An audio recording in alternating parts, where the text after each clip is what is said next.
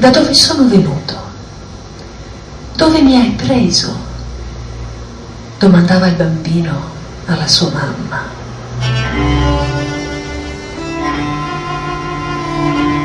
Tu eri nascosto nel mio cuore come un desiderio, amore mio.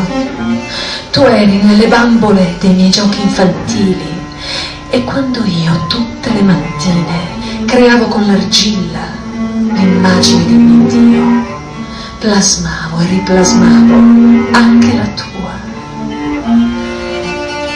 In tutte le mie speranze, in tutto il mio amore, nella mia vita, eri tu che vivevi.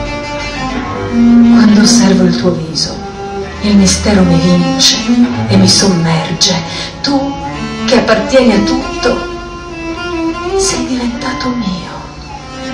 Per timore di perderti ti abbraccio e ti stringo forte al petto.